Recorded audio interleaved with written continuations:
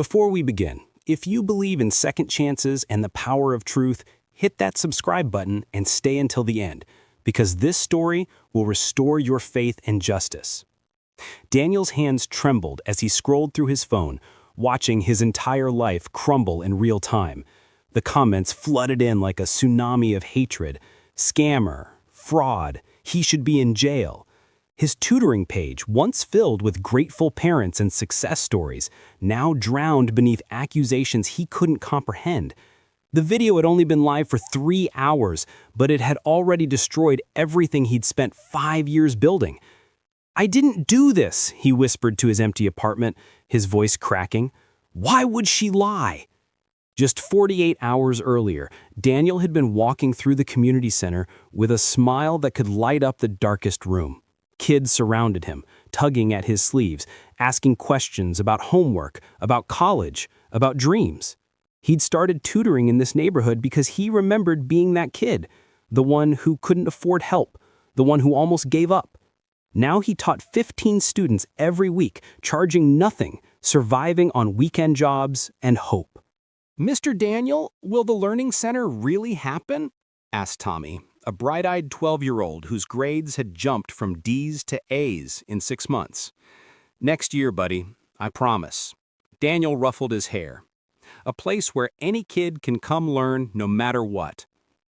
Maya had appeared at his door 3 weeks ago. Quiet, guarded, but clearly intelligent. Dark circles shadowed her eyes, and she flinched whenever someone raised their voice nearby. "I heard you help students for free," she'd said, barely meeting his gaze. "I need help with math. My family can't pay." "Nobody pays here," Daniel had responded warmly. "When can you start?" She'd been a model student at first, attentive, hardworking, asking thoughtful questions. But Daniel noticed things. The way she'd angle her phone during their sessions, how she'd leave abruptly without explanation. The strange tension in her shoulders whenever he approached. "Maya, is everything okay?" he'd asked after one session. "Fine," she'd snapped, then softened. "Sorry, just family stuff." He let it go. That was his mistake. The morning Maya's video went viral, Daniel woke to 73 missed calls. His mother was crying on voicemail. His best friend Marcus sent a single text. "Bro, what the hell is happening?" The video was professionally edited, clips of their sessions, her voice trembling as she spoke. "He said if I couldn't pay extra, I should leave. He called me worthless because my family's poor. He humiliated me in front of everyone." None of it was true, but truth didn't matter anymore. By noon, parents had pulled every single student from his program. The community center's director called, voice tight with regret. "Daniel, we have to let you go. The board says we can't risk the association." "But I didn't." "I know. I'm sorry."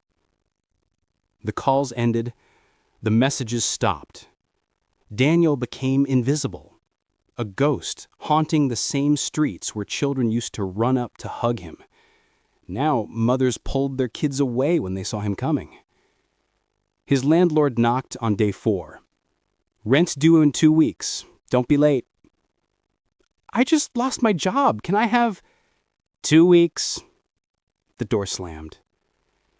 That night, Daniel sat on his floor, surrounded by lesson plans he'd written for students who'd never come back. His phone buzzed. His mother, voice breaking. "Mijo, tell me what happened. Tell me you didn't do this thing they say." "I didn't, Mama. I swear on my life." "Then why? Why would this girl lie?" He had no answer. The silence between them felt like drowning. The next afternoon, someone knocked softly. Too softly for the landlord. Daniel opened the door to find Leo, one of Maya's former classmates, looking nervously over his shoulder. "Mr. Daniel, I need to show you something." They sat in a coffee shop 3 blocks away, Leo's laptop open between them. "Maya's been weird since before she met you. Kids at school noticed. She kept getting these texts that made her cry. What kind of texts? Threats. Leo pulled up screenshots. Someone was blackmailing her, said they'd release information about her mom's immigration status, her dad's arrest record, private family stuff that would destroy them. But there was a condition. Daniel's heart pounded. What condition? She had to take someone down, publicly, make them suffer. Leo's voice dropped. The person giving orders? Eric Castellanos. The name hit Daniel like a freight train. Eric, the cyberbully he'd reported 3 years ago for tormenting a suicidal student. Eric, who'd been expelled, who'd screamed threats in the hallway. "You ruined my life! I'll make you pay!" "He told Maya you were dangerous," Leo continued, showing more messages. "Said you'd hurt students before, that she'd be a hero for exposing you. He fed her every line in that video." Daniel's hands clenched. Where is she now? They found Maya behind her apartment building, sitting on concrete steps with her face buried in her knees. She looked up when Daniel approached, and the terror in her eyes was genuine. "Please don't hurt me," she whispered. Daniel crouched down slowly, keeping distance between them. "Maya, I'm not here to hurt you.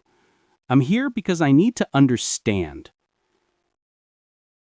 The dam broke. Words poured out between sobs. How Eric had found her online, how he'd collected information about her family, how he'd threatened everything she loved unless she destroyed Daniel's reputation. "He said you deserved it, that you ruined his life. I was so scared. My mom, she's not documented, and if immigration found out because of me..." "Breathe," Daniel said gently. "Just breathe." "I'm so sorry," Maya choked out. "I wanted to stop, but he said if I didn't finish the job, he'd release everything anyway. I thought once it was done, he'd leave us alone." "Maya, we need to fix this." "How? Everyone believes me. They hate you." "Then we tell them the truth." It took 2 hours to convince her. 2 hours of Leo explaining witness protection for her family, of Daniel promising he'd handle Eric legally, of Maya finally accepting that running from the truth only made it stronger. The second video posted at sunset. Maya's face, tears streaming, voice shaking but clear. "My name is Maya Rodriguez, and I lied about Daniel Torres. I was manipulated, threatened, and blackmailed into destroying an innocent man's life. Daniel never hurt me. He never asked for money. He was kind when I had nowhere else to turn, and I repaid him with lies. I'm sorry. I'm so sorry." The video spread faster than the first. Within hours, Eric's messages were exposed, his arrest warrant issued for cyber harassment, extortion, and stalking. News outlets picked up the real story. Donations flooded in, enough to cover Daniel's rent for 6 months and fund the learning center he dreamed of. Parents returned, shamefaced but sincere. Tommy's mother hugged Daniel so tight he couldn't breathe. "We should have believed in you." 6 months later, Daniel stood before the glass doors of Hope Learning Center, watching Maya arrange books on shelves inside. She volunteered every weekend now, tutoring younger kids, sharing her story as a warning and a redemption. "You didn't have to stay," Daniel said. Maya looked up, eyes clear now, burden lifted. "Yes, I did. You taught me something important." "What's that?" "That lies can destroy in seconds, but truth rebuilds stronger. And second chances aren't just given, they're earned." Daniel smiled, watching children stream through the doors, every color, every background, every dream given equal space to grow. One lie had almost destroyed him, but the truth? The truth had set them both free. If this story moved you, don't forget to like, share, and subscribe. Truth always wins, but only if we're brave enough to speak it. See you in the next story.